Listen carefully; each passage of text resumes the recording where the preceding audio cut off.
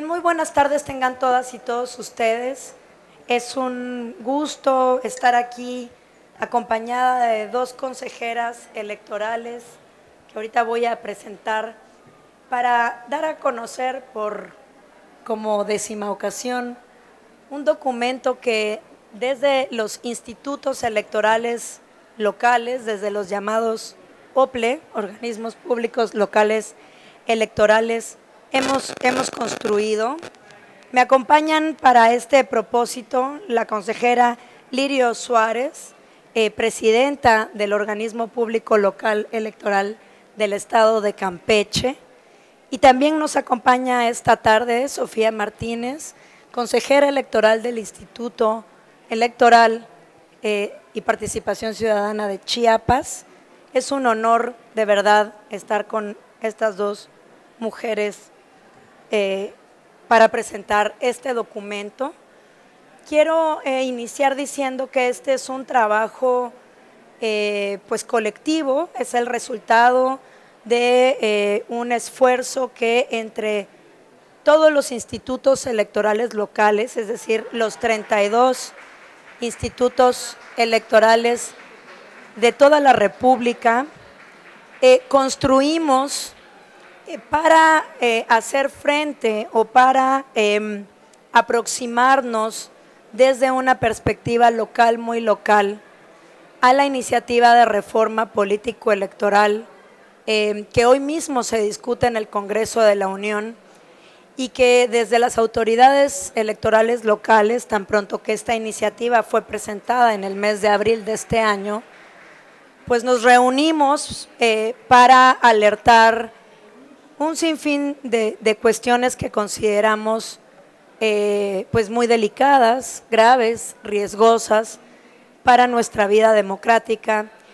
Y entre los 32 institutos electorales locales que hoy representamos las tres consejeras aquí presentes, muchas gracias, coincidimos en la necesidad de elaborar un documento que contuviera los datos, la estadística, la evidencia del trabajo que se realiza desde las entidades para garantizar derechos político-electorales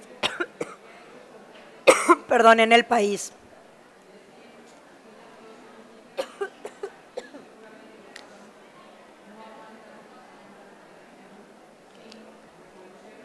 Dijimos, parece que esta iniciativa de reforma, esta discusión pública, está desconociendo el trabajo que realizamos desde las entidades y creímos pertinente construir un documento que justamente posibilitara visibilizar el trabajo que se realiza, que es un trabajo que, dicho sea de paso, garantiza derechos políticos y la vida democrática en todas las entidades de la República. Fue un trabajo de varias semanas, porque supuso concentrar un montón de información estadística local, información que no siempre es coincidente, porque justamente nuestras funciones, más allá de lo electoral, son distintas, atienden a las realidades locales muy particulares de cada región de nuestro país. Otra de las cuestiones que nos resulta importante visibilizar, pero que además tenía la pretensión de dimensionar lo que supondría centralizar las funciones hoy todavía en manos de las autoridades locales hacia una única autoridad central. Entonces, yo voy a dar lectura al texto propiamente introductorio de este documento que denominamos Aportaciones para la discusión de una reforma político-electoral desde las entidades de la República, un planteamiento desde los organismos públicos locales electorales, y que ha sido un documento que hemos tratado de presentar en múltiples foros, incluso en el propio Parlamento abierto en el Congreso de la Unión. Estuvimos presentes los 32 OPLE para ofrecer de manera muy respetuosa y muy institucional estos argumentos que creemos que son fundamentales para tomar en cuenta ante una transformación como la que se está proponiendo. Sin más, diré que en diversos espacios hemos discutido el sistema electoral mexicano a la luz de posibles reformas electorales. Desde los organismos públicos locales electorales, coincidimos en la pertinencia técnica, operativa y presupuestal de que el sistema electoral actual mantenga su enfoque federalista, ya que la propuesta de un modelo esencialmente centralista no lograría el ahorro presupuestal que se pretende y en cambio, y esto es muy importante, en cambio, sí pondría en riesgo la calidad de las elecciones mexicanas. Por eso, y ante la evidencia legal, técnica y funcional que buscamos aportar con este documento ejecutivo, del papel que desempeñan las autoridades electorales locales en la vida democrática de los estados de la República, los 32 organismos públicos locales electorales queremos manifestar lo siguiente. 1. México es una república federal. El régimen interior de las entidades obedece a la realidad singular de cada región y no puede ser reducido a un formato único que desconozca la diversidad, las problemáticas y la historia propia de cada estado. Esas realidades distintas han producido arreglos institucionales y políticos que datan de hace casi 2 siglos, desde la instalación del Pacto Federal. 2.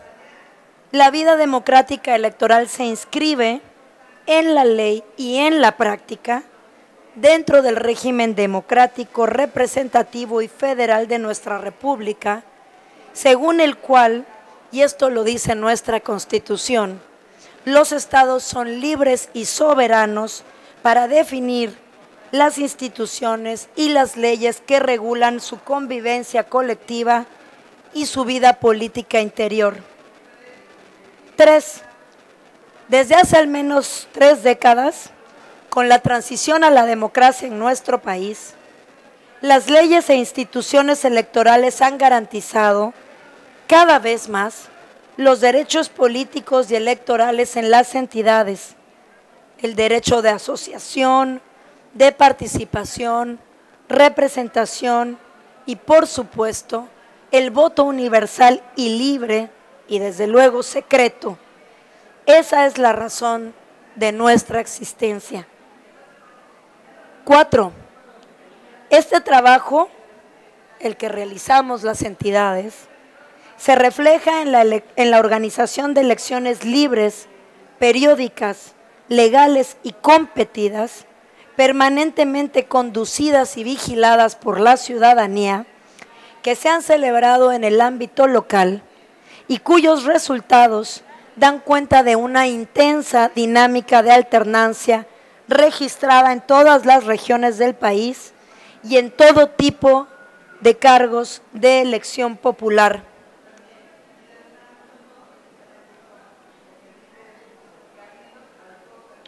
Para que no me agarre el ataque de tos. Desde 1989, año en que ocurrió la primera alternancia en un gobierno estatal, que fue el de Baja California, las alternancias se han convertido en una constante en la mayoría de los estados de la República. Solo 2 entidades no han tenido cambio de partido en el gobierno, son Coahuila y el Estado de México, y el próximo año hay elecciones justo en esas entidades. Y esta intensa dinámica de alternancia es prueba, creemos nosotros, del profesionalismo e independencia de las autoridades electorales locales.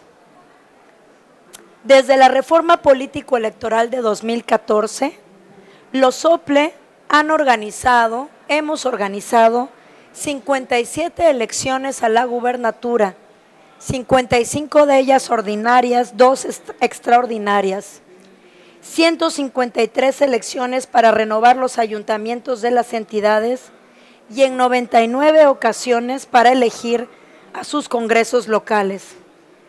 En esas elecciones, los SOPLE han estado a cargo de la contienda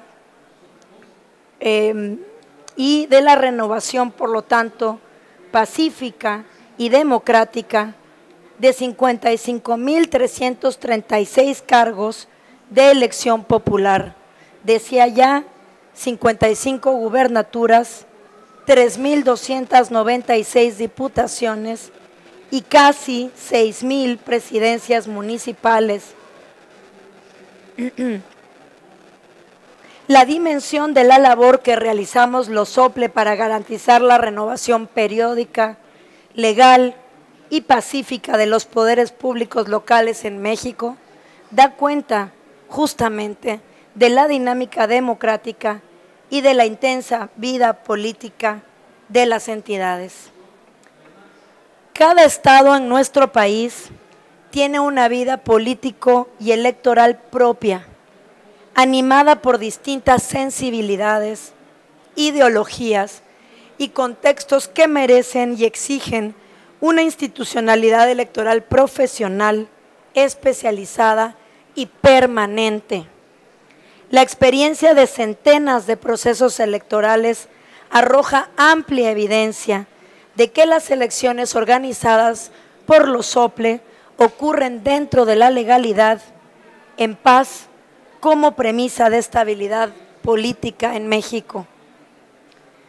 Los estados también han sido cuna y origen de innovaciones técnicas y de diversos avances para el ensanchamiento de los derechos político-electorales de la ciudadanía, paridad de género, acciones afirmativas para grupos históricamente vulnerados, candidaturas independientes, voto de mexicanas y mexicanos residentes en el extranjero, mecanismos de participación ciudadana y el desarrollo y uso de la urna electrónica son solo algunos de los ejemplos de las aportaciones que han provenido desde las entidades. Y por último, más allá de todo, apelamos a un principio fundador y quiero dar lectura al artículo 40 de nuestra Constitución, que categóricamente dice: es voluntad del pueblo mexicano constituirse en una república representativa, democrática, laica y federal, compuesta por estados libres y soberanos en todo lo concerniente a su régimen interior, y por la Ciudad de México, unidos en una federación establecida según los principios de esta ley fundamental. Es el artículo 40 de nuestra Constitución, un artículo que está vivo desde 1917. Ante las iniciativas de reforma política electoral presentadas recientemente, los 32 organismos públicos locales electorales de la República consideramos necesario ofrecer elementos conceptuales, jurídicos y técnicos para abonar a la mejor comprensión de la función que realizamos y de esta manera contribuir con esta discusión en torno a las iniciativas presentadas. En este documento, decía yo, ofrecemos un conjunto de evidencia, de datos y amplia estadística sobre las funciones que realizamos tanto para organizar procesos electorales y con ello posibilitar la renovación pacífica de los poderes públicos, pero también sobre el conjunto de otras múltiples funciones que desempeñamos para promover la participación ciudadana y construir ciudadanía, promover la educación cívica en todas las regiones y rincones de nuestro país. Muchas gracias y voy a ceder, gracias. Muchas gracias. Voy a ceder la palabra a mi compañera, la presidenta del Instituto Electoral de Campeche, la maestra Lirio Suárez. Por favor, Lirio, querida Lirio, adelante. Buenas tardes a todas, a todos. Muchas gracias. Pues primero agradecerle a la presidenta Paula no solamente el espacio para presentar este documento, sino también reconocer que ella lo integró con su gente. O sea, todos los soples le mandamos la información y su equipo se encargó de elaborar el documento. Y pues aquí quiero reconocer y agradecer públicamente porque ella convirtió nuestro trabajo en este documento. Y a mí lo que yo quiero explicar un poco es el contexto de por qué elaboramos este documento, por qué quisimos visibilizar lo que hacemos desde los soples. Y es que desde las reformas que empezaron desde 1976, cuando gran parte de nosotros éramos niños y algunos ni siquiera habían nacido, la idea de arrebatar al gobierno las elecciones fue un poco ciudadanizarlas, y es lo que se hace a través de los soples. Las y los consejeros de los organismos públicos locales venimos de sociedad civil, seguimos siendo ciudadanas y ciudadanos al igual que todos, seguimos contribuyendo en este país y era un poco quitar estos mitos que se venían repitiendo y que iban a ser parte de esta reforma en la que uno de los ejes esenciales era la desaparición de los soples. Y dicen que lo que no se visibiliza, lo que no se hace notar es como si no existiera. Y es lo que pretendimos y pretendemos hacer a través de este documento. Porque los soples somos tan importantes como las redes vecinales. Y es que la ciudadanía se construye desde lo local, del frente al frente. Es como pensar en desaparecer las presidencias municipales o los cabildos municipales. Entonces, desaparecer a los soples era quitarnos a los ciudadanos nuestras propias elecciones.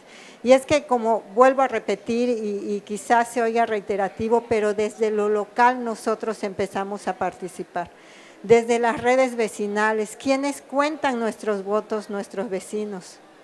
Quienes los vuelven a contar y a validar, otros vecinos en los distritos locales, y se vuelven y validan ya entonces a través de los consejos generales en los organismos públicos locales electorales. Y es por eso es que este documento está dividido en tres partes. El primero, en donde se hace una reflexión acerca del federalismo electoral, en donde se establece que los estados somos autónomos en nuestra decisión y composición. Y otras dos partes, una que hacemos en las elecciones y durante las elecciones, y otra más que hacemos en el periodo de intermedio. Porque uno de los grandes mitos que se venían repitiendo es los soples no hacen nada en los 2 años intermedios a la elección. Y aquí damos cuenta de todo el trabajo que se hace en lograr la participación ciudadana, porque no solamente participamos yendo a votar y contando nuestros votos, también participamos alzando nuestra voz. ¿Quién estaría solventando todas estas luchas que tenemos, por ejemplo, en el caso de las mujeres cuando sufrimos violencia política en razón de género, si no es a través de lo local? ¿Quién, si no son los locales, entenderían cuál es la violencia que está normalizada y cuál es la que debemos combatir? ¿Cómo podríamos, a través de los partidos, que son también la esencia de la participación ciudadana para acceder a los puestos y cargos públicos, porque a veces se malinterpreta para qué existe un partido político? Pues existen para que los ciudadanos participen, y además la Constitución establece que no podemos ser discriminados por nuestra ideología.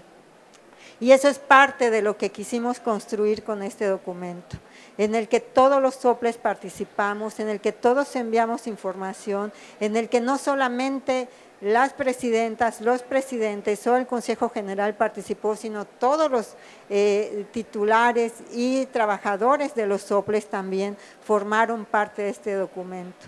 Y no solamente hicimos este documento para ser repartido entre nosotros, sino para ser difundido a la ciudadanía, porque no es solamente defender o la defensa del sistema electoral, aquella gran marcha que fue hace 15 días, 3 semanas, y esto que fue muy cuestionado, ¿por qué marchamos? No marchamos por un instituto o por 32 institutos locales y uno nacional, marchamos por defender la soberanía de nuestras elecciones, porque lo que hicimos a partir de los 70 como sociedad civil, de ciudadanizar nuestras elecciones, de que sean nuestros vecinos los que estén ahí, los que van a estar detrás de estas urnas electrónicas y los que están ahora con las boletas en papel en estados donde todavía votamos en papel. Y este cómputo que se hace y se valida también vecinos nuestros, eso es lo que da confianza y certeza a las elecciones. Y es que si no fuera así, no hubiese habido alternancia en ninguna de las elecciones y seguiríamos nuevamente con aquella hegemonía de la que salimos y a la que estoy segura de que la gran mayoría de las ciudadanas y los ciudadanos de México no queremos regresar.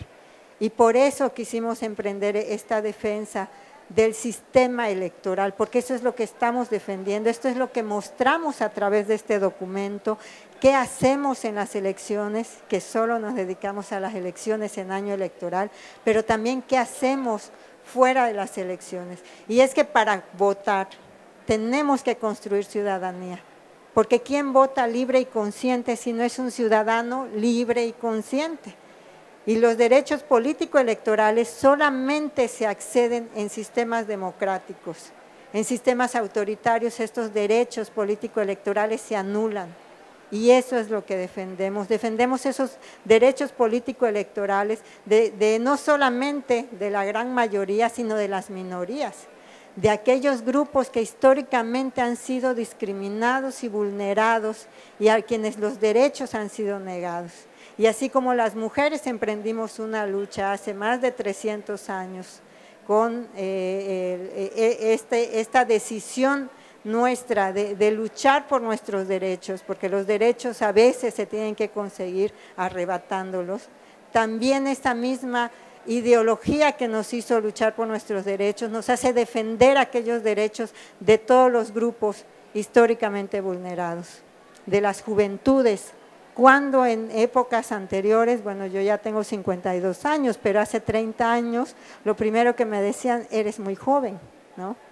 Y entonces ahora existen estas acciones afirmativas para que las y los jóvenes también sean parte de órganos electorales, de órganos legislativos, y todo esto se hace a través de lo local, porque es nosotros mismos en lo local somos los que entendemos qué es lo que está pasando, entendemos nuestra realidad y podemos luchar por esta defensa de nuestros derechos político-electorales.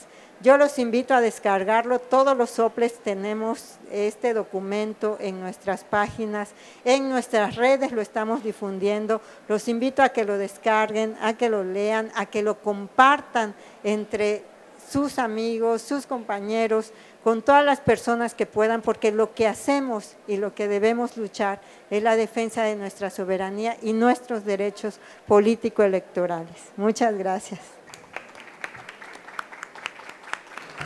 Muchas gracias, querida consejera Lirio, por tus palabras. Yo quisiera simplemente complementar ahí quizá con algún dato que van a encontrar muchos en este documento y estoy segura que la consejera Sofi nos va a reportar muchos más de ellos. Pero efectivamente lo que dice Lirio y nos refiere a esta historia de la transición democrática en México es absolutamente relevante.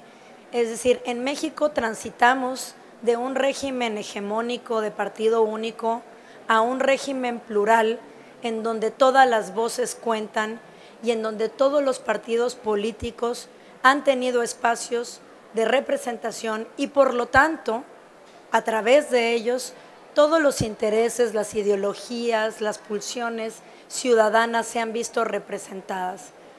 Desde al menos los últimos 9 años, por dar solamente un dato, la alternancia política en las entidades a nivel de gobierno estatal ha ocurrido en el 70% de los casos.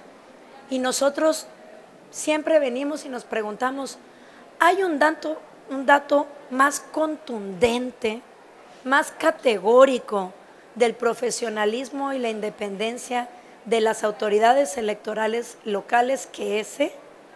Porque se ha dicho mucho y luego es el argumento de que la razón de nuestra desaparición atiende a que estamos cooptados por el gobierno.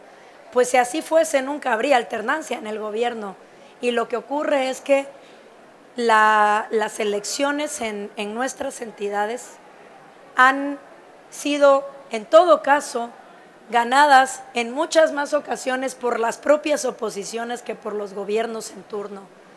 Y eso ha sido justamente producto de haber, como bien lo dice la consejera Lirio, arrebatado al gobierno la organización de la elección de los poderes públicos que nos representan y que toman las decisiones sobre el destino de nuestras entidades y de nuestra nación. Y eso es lo que defendemos, un sistema electoral que ha posibilitado la convivencia y la competencia civilizada y pacífica de la amplísima pluralidad política que existe en nuestra nación. No diré más por el momento, voy a darle la palabra a mi colega, la consejera Sofía Martínez, del Instituto Electoral y de Participación Ciudadana de Chiapas. Consejera, adelante. Muchas gracias, muy buenas tardes a todos y a todas.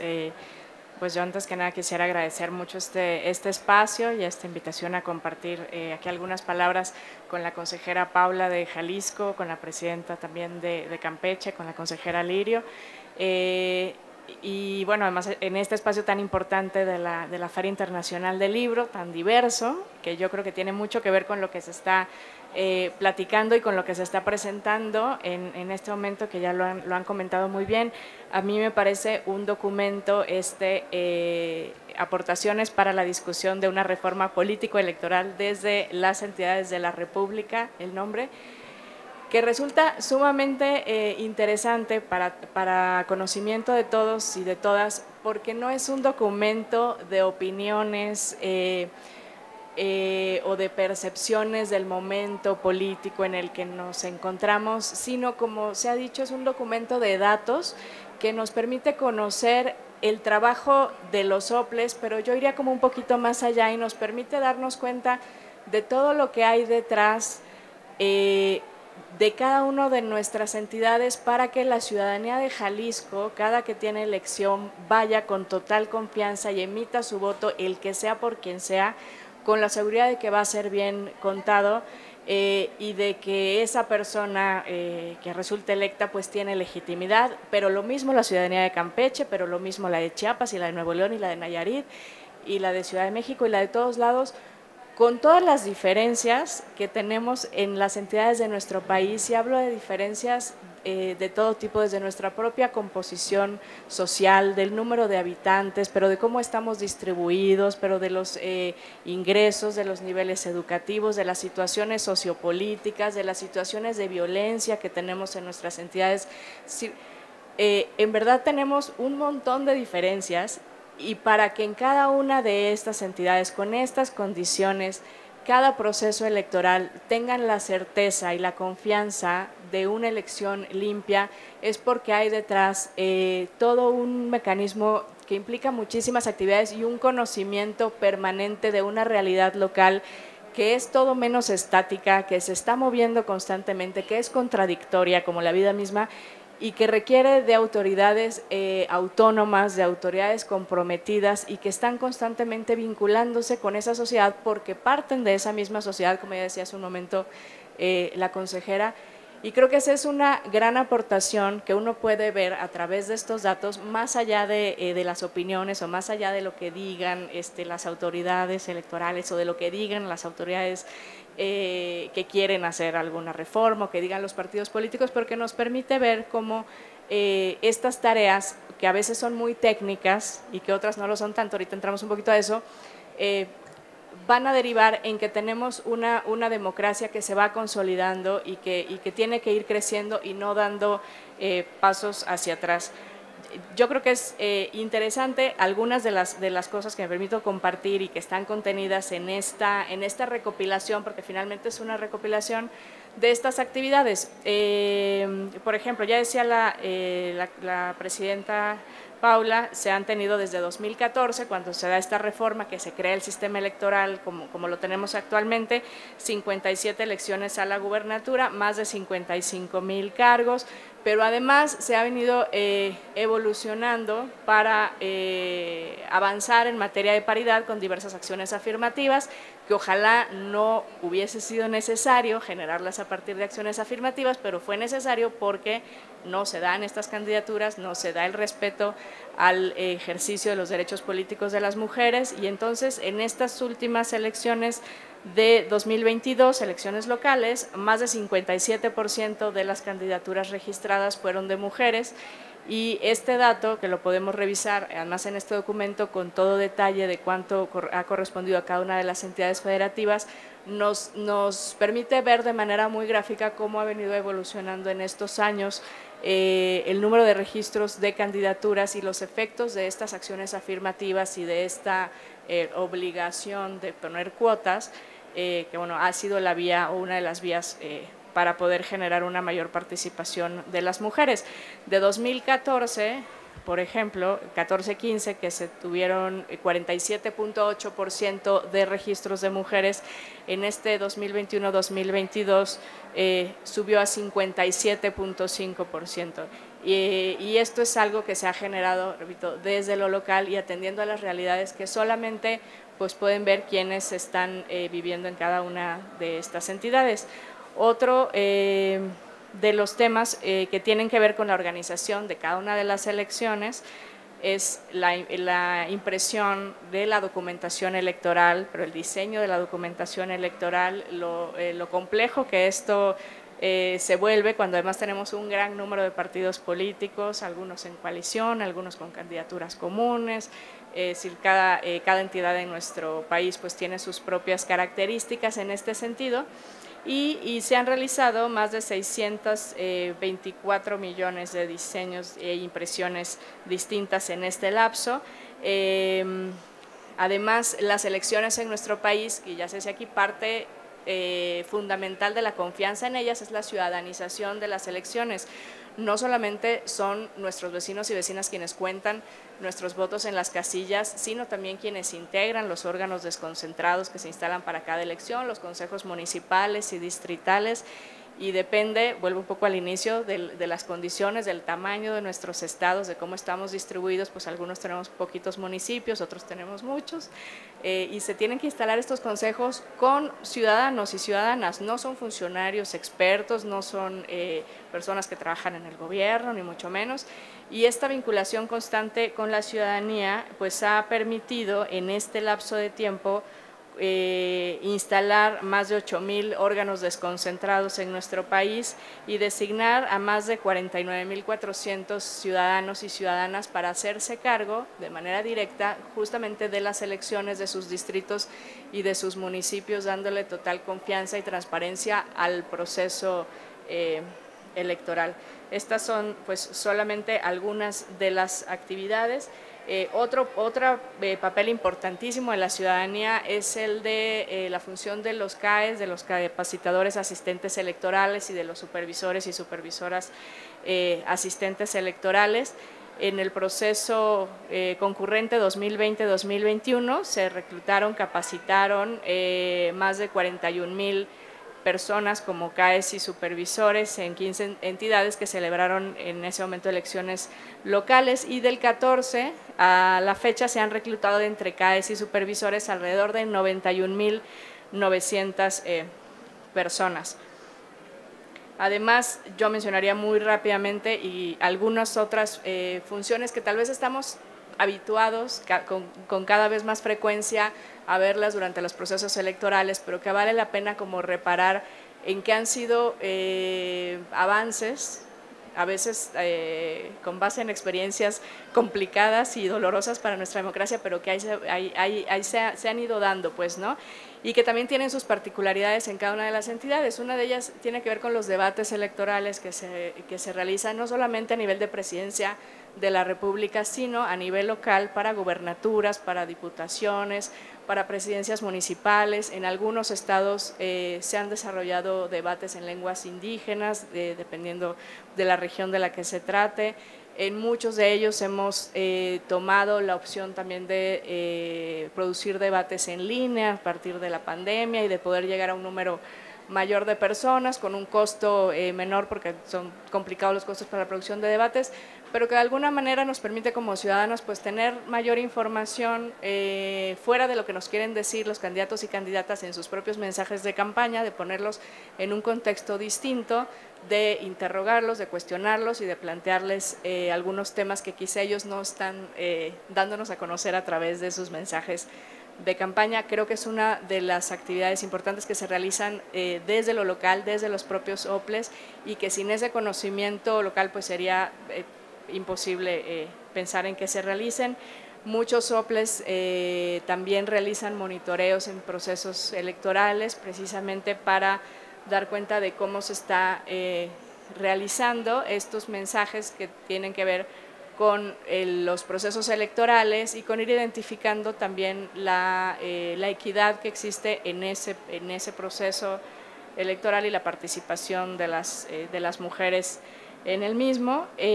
Otra de las funciones que se realizan desde los OPLES es el registro de partidos políticos, de asociaciones políticas estatales, que esto se realiza además fuera de procesos electorales. En este lapso de tiempo en el que bien decía la consejera presidenta de Campeche, a veces se dice, pues es que no se hace nada. Esta es una de las cosas que se hacen y que es además fundamental, que lo saben los partidos, nada más que a veces quizá no se acuerdan de eso, pero bueno, se está en trabajo permanente. Fuera de proceso electoral, como ya les decía, se han integrado 482 agrupaciones políticas estatales. Y bueno, si me permiten rapidísimo, otra de las cosas que hay que mencionar y que además aquí estamos en la Casa de Jalisco, y ellos son un gran referente para la realización de mecanismos de participación ciudadana, que es otra de las actividades que realizan los OPLES desde lo local, que no tiene que ver con las elecciones, que se hacen fuera de los procesos electorales, pero que es una forma muy cercana para que la ciudadanía decida sobre la vida pública, sobre decisiones de política pública, para que participe y para que esas autoridades a las que elegimos cada 3 o cada 6 años pues no se olviden del electorado, sino que constantemente pues la ciudadanía pueda, a través de los plebiscitos, de los referéndums, de las consultas populares, varía un poco en cada uno de los estados, ¿no? Cuáles están consideradas según su legislación. Hay quienes tienen presupuesto participativo, en fin. Y es una forma de ejercicio constante del poder desde la ciudadanía y de exigir también rendición de cuentas cuando hay una pues, participación, un involucramiento en este sentido. A nivel nacional son 194 mecanismos de participación ciudadana que se han celebrado en México. Menciono Jalisco, que es quien tiene el mayor número de ellos, y como les decía, hay un contexto muy diferente en cada estado, la normatividad es distinta. Una de las partes que a mí me parece muy interesante de este documento es que nos permite ver en una tabla con toda claridad cuáles son los mecanismos que contempla la legislación de cada estado y cómo se han aplicado, y nos da también pues una idea de a dónde hemos llegado, pero también de lo mucho que nos falta por hacer. Y bueno, yo hasta aquí lo dejaría por el momento. Muchas gracias. Muchísimas gracias, consejera Sofía. Para concluir, creo que es importante decir algunas cuestiones muy puntuales sobre la iniciativa de reforma que se está planteando y todavía está en proceso deliberativo en el Congreso. Lo primero es dónde estamos en ese trayecto legislativo. Ha habido un montón de debate en torno a esta iniciativa. porque tanto la ciudadanía como las autoridades electorales, que no somos el gobierno, eso es muy importante aclararlo, somos instituciones autónomas integradas por ciudadanas y ciudadanos expertos en la función electoral en nuestro país. Hemos alertado sobre los riesgos que supondrían las propuestas que ahí se plantean. Son múltiples, es una iniciativa muy amplia y muy ambiciosa en el sentido de transformación que plantea, pero en 3 patadas lo que propone es transformar al Instituto Nacional Electoral en un llamado Instituto Nacional Electoral y de Consultas. Y cuando digo transformar, no hablo nada más de un nombre, sino que realmente la propuesta plantea, creemos nosotros, trastocar el funcionamiento, las competencias, el profesionalismo, el alcance y la ciudadanización que ha posibilitado hasta el día de hoy el Instituto Nacional Electoral. Por ejemplo, plantea, entre otras cosas, que toda su estructura desconcentrada y permanente, profesionalizada en un servicio civil de carrera que es reconocido como el mejor servicio civil de carrera en nuestro país, desaparezca. También propone que desaparezcamos las autoridades locales electorales, que somos las encargadas de organizar elecciones en nuestras entidades. Hacemos efectivamente un trabajo de coordinación con el Instituto Nacional Electoral, pero no duplicamos funciones, no duplicamos presupuestos, no duplicamos estructuras. Eso es tanto como decir que un hospital público en Jalisco está duplicando funciones porque ya los hay en la Ciudad de México.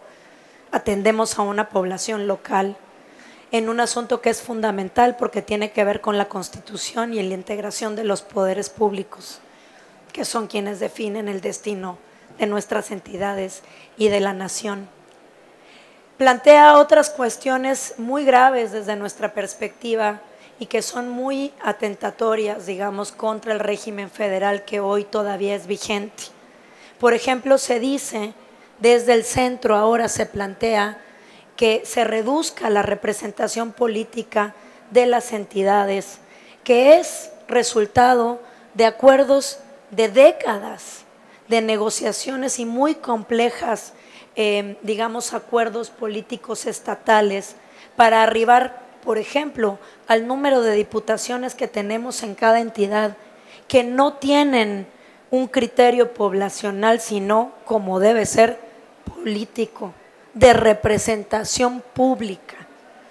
Entonces, esta pretensión que se nos diga desde el centro, oye, todo eso, toda tu historia política, toda tu historia social, todas tus luchas, pues en realidad ya no nos interesan tanto. Ahora ya no vas a tener 38 diputaciones en tu estado como los tenemos en Jalisco, vas a tener 20.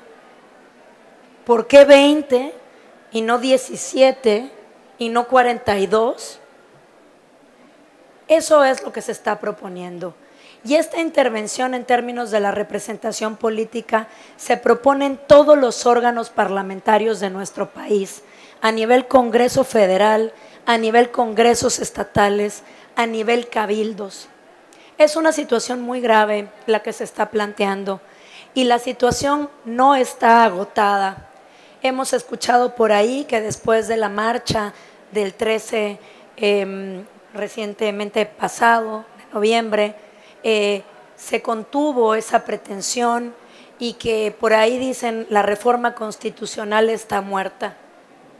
Pues hasta que no la veamos realmente muerta no seguiremos preocupados. La cuestión sigue siendo discutida en el Congreso y yo creo que el tema de nuestra democracia, que finalmente no es otra cosa más que las condiciones legales y constitucionales para vivir de manera pacífica en nuestra diferencia, que es muy profunda en nuestro país, no va a terminar con la iniciativa de reforma constitucional que se plantea. Si esta no pasa, ojalá que así sea. Va a haber la pretensión de reformar nuestras leyes secundarias con esos mismos propósitos. Y entonces habrá que estar muy atento también a esas iniciativas de reforma.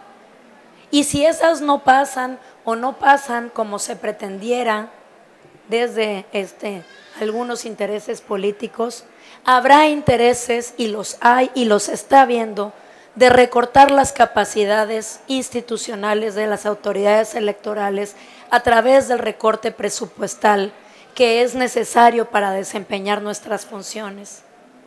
Y si eso no es suficientemente exitoso para desmantelar nuestro sistema electoral y nuestra vida y nuestra convivencia colectiva, se intentará hacer por la vía de la designación y selección de los consejeros electorales del Instituto Nacional Electoral, que se renueva en parte del Consejo el próximo año, en marzo, abril.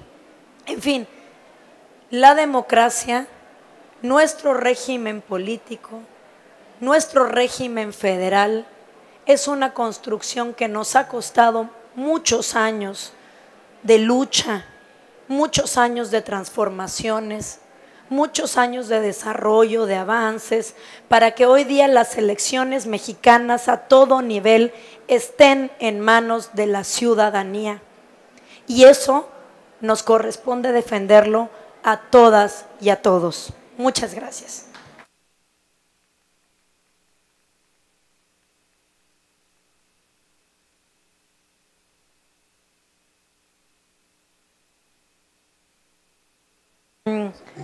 No sé si veo ahí un público interesado. Muchas gracias por su atención, de verdad. Si alguien quisiera o tuviera alguna duda, un comentario que podamos atender desde aquí, estamos abiertas para cualquier pregunta.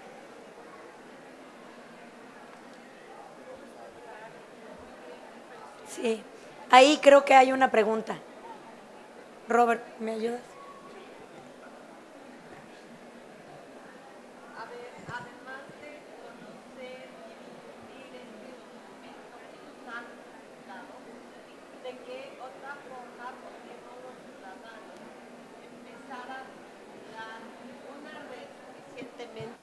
Fuerte para revertir esta oleada que se ve venir. Gracias. Creo que es una muy buena y muy pertinente pregunta, porque pues luego estamos ahí en la vida y decimos, ¿qué hacemos, no? ¿Cómo participamos? Bueno, hay muchas formas de participar.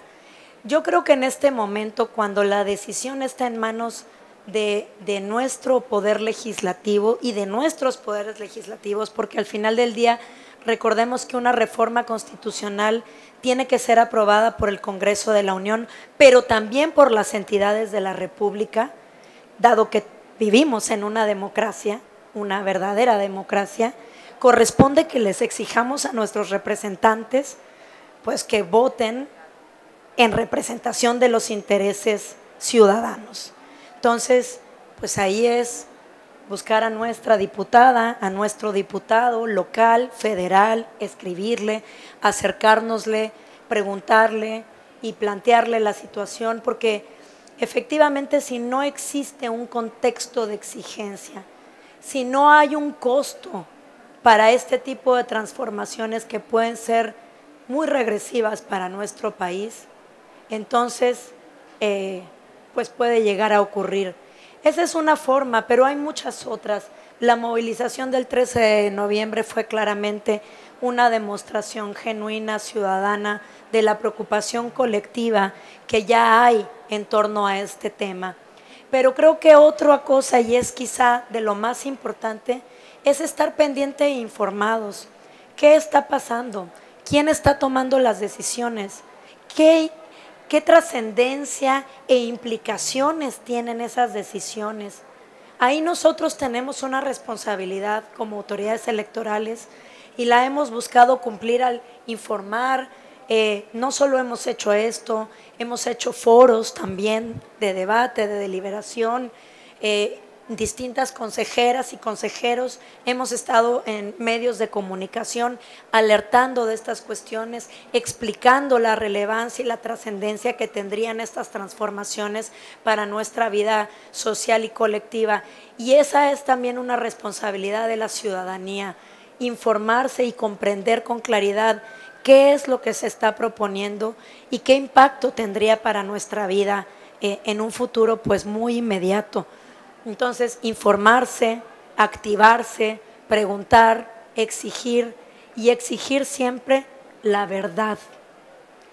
Si no tenemos una base mínima de entendimiento mutuo, datos reales, evidencia empírica, verdad, entonces pues no hay diálogo que valga y ahí se muere la democracia.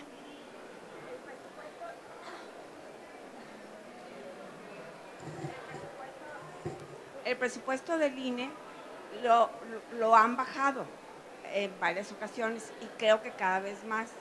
Se dice que si no mueven la Constitución, pero que pueden mover las leyes secundarias, pero aún así, si no se mueve nada de eso, que quedara igual. También escuché que querían quitar en todos los lugares, ¿cómo se llama?, las casas donde se hacen las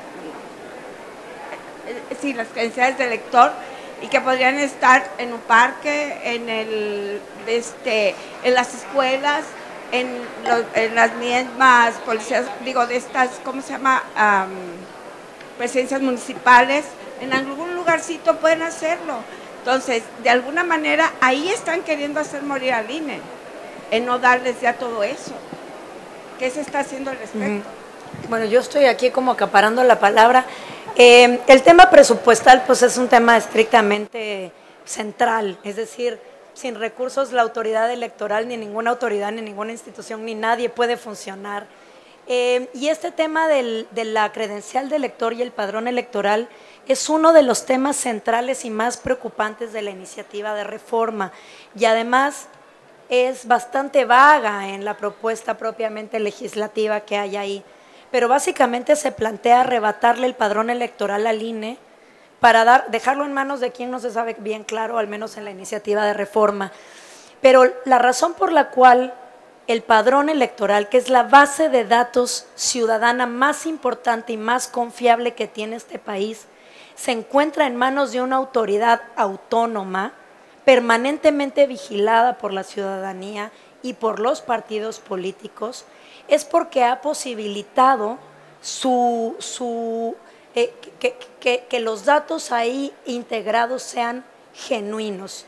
Recordemos que antes de que existiera el padrón electoral como lo tenemos hoy, la base, el universo de posibles votantes con que se organizaban las elecciones, pues las hacía Gobernación, y ahí habían muertos, duplicados, y por supuesto no habían otros que querían votar, ¿no?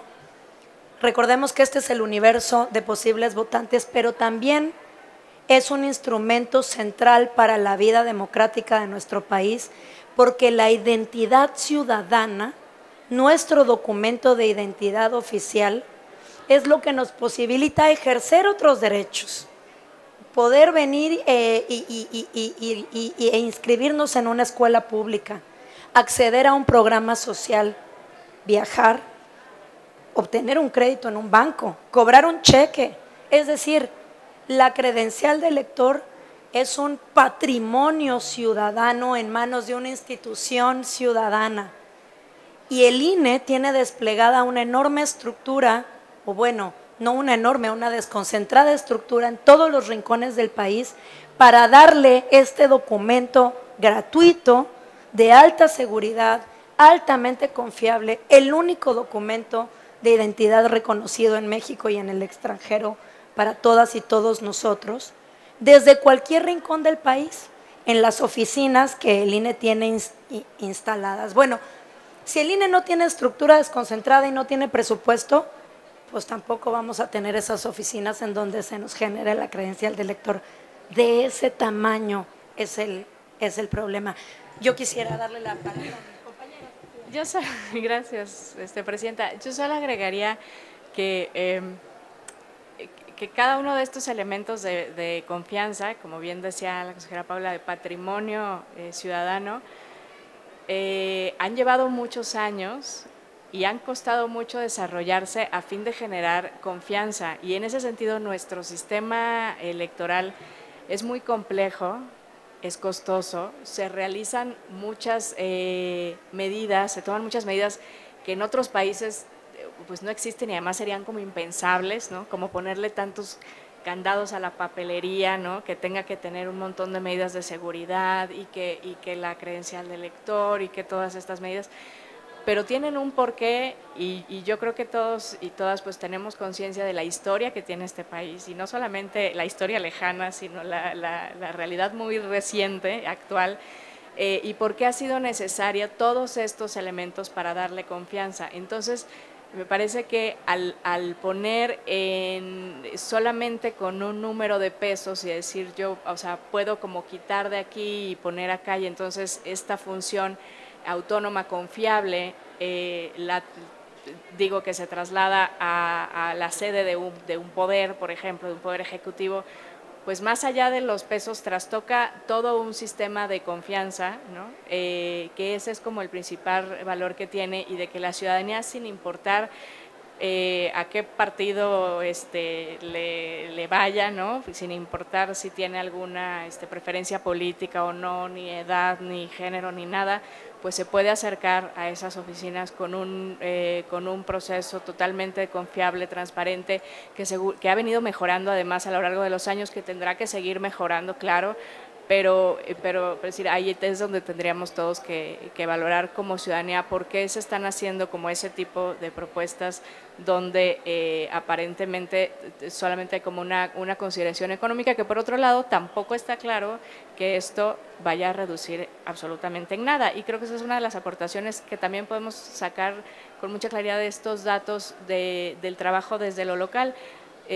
Quitar todo este trabajo que está referenciado aquí con datos muy concretos y pensar que eso se va a ahorrar, es decir, no hay ninguna razón para pensar que así sea, no hay un fundamento para pensar de dónde va a salir eso y por supuesto que reconstruir todo ello sería sumamente costoso, pero además creo que no hay una voluntad de reconstruir nada porque no hay por qué reconstruir lo que no está destruido y por el contrario, habría que seguirlo fortaleciendo, ¿no?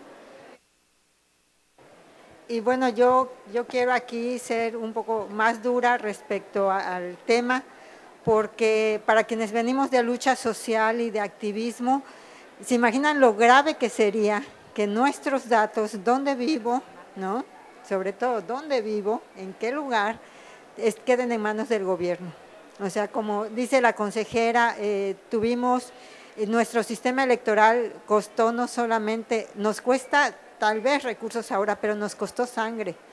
Y cuántos activistas que nos antecedieron y que no están aquí para ver todo lo que lucharon. Entonces, sabemos en el INE, y por eso los escándalos cuando han hackeado el padrón electoral con nuestros datos, porque cuánta gente no se acerca, no sé, en el caso de Jalisco y de Chiapas, pero en el caso de Campeche mucha gente se acerca confundiéndonos con el INE a preguntarnos o decirnos quiero saber dónde vive tal persona, sin explicar por qué, y aparte pues nosotros les decimos no manejamos el padrón, pero pues para eso existe una fiscalía. Entonces que cualquiera sepa dónde vivimos, que pueda localizarnos y especialmente el gobierno cuando venimos de un sistema de desconfianza. Por eso tenemos el sistema electoral que tenemos con tantos candados de seguridad, porque venimos de un sistema de desconfianza en donde no fue fácil arrebatar las elecciones, arrebatar nuestro sistema electoral, arrebatar nuestra democracia, y entonces pensar en esta reforma que lo dice tan fácil, quitémosle al INE, total es un documento de identidad, no es solo un documento de identidad, es un documento que señala dónde vivimos, en dónde estamos ubicados, porque podemos ser anónimos por las redes, ¿sí? Pero y si nos quieren descubrir desde dónde estamos y qué estamos haciendo, pues tan fácil sería acceder a ese padrón en donde están datos personales que tenemos que proteger, y qué mejor confianza que un organismo autónomo que además tiene muchísimos controles de seguridad que sabemos que por más que intenten hackear después de los últimos hackeos que hubo hace algunos años, pues se pusieron todavía más controles de seguridad para evitar eso.